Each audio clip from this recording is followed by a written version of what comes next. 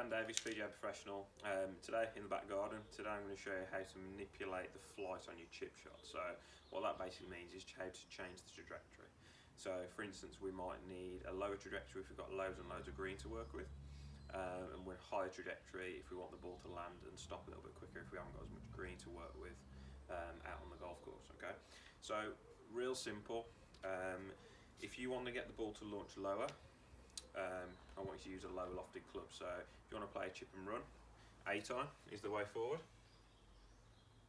So I've got a little sort of a bit of an obstacle just in front of me. So if I'm practicing my low chip shots, all I'm going to get to do with an A-time is the ball's just going to bounce before or right at the bottom of the little stool. Real simple. Okay. Now the higher the flight, the more challenging, the harder the tariff of shot. Okay, so if you want to increase the launch, we simply go to a high lofted club. Now this is when it starts to get more complicated, when you're trying to add height to a club that's already got a lot of loft. So 58 degree I've got it here at the minute. So my sort of standard stock chip shot is ball on the inside of my right foot, my left arm and the shaft in line, my weight on my left hand side, so about 70% of my weight on my left side. And really key important thing is make sure your sternum is just in front of the golf ball. Okay, so from this position here, probably going to hit almost halfway up the object. Make sure it's nice and soft so it doesn't rebound at you. Okay, so if I want to increase the launch, all I'm going to do now is change ball position to the centre. Okay, so I've still got my weight on the left hand side, still got the left arm in line with the shaft. Ball position now is moved to the middle.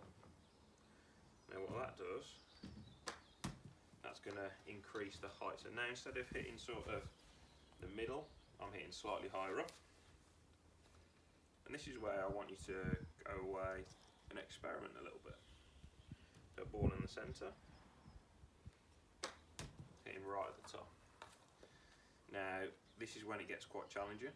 So if I want to get a little bit more height, go over the object, I'm going to move the ball position to the inside of my left foot now. My weight's still going to be forward, so 70% on my left side. My sternum now is in line with the golf ball. So you can see here now, if I can stay still, if you look at the loft on the club face, inside of right foot, we go to the middle, it increases slightly, then we go to the left side, increases even more. Okay. Now that ball just clears the little stool.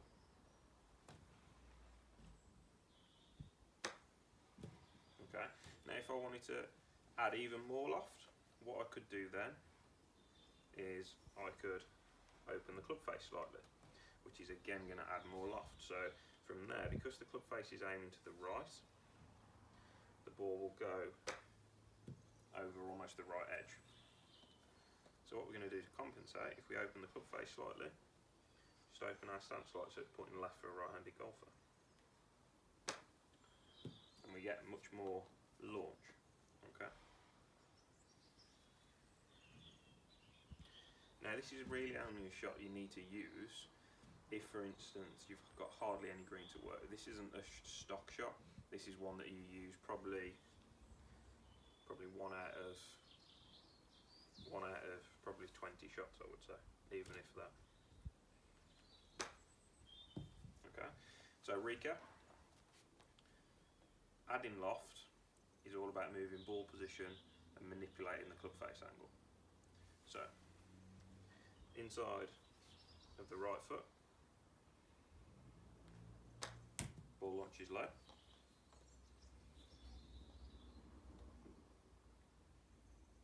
We go to the middle, launches a little higher. Didn't hit that one quite as hard, do that again. Okay. Ball on the inside of the left foot. You're keeping all the fundamentals the same. from there, because we've added loft because we've changed ball position, ball travels higher. And then the trickiest one out of the lot is ball position on the inside of the left foot. We open the face slightly, open the stance slightly, and that ball pops up a little bit higher.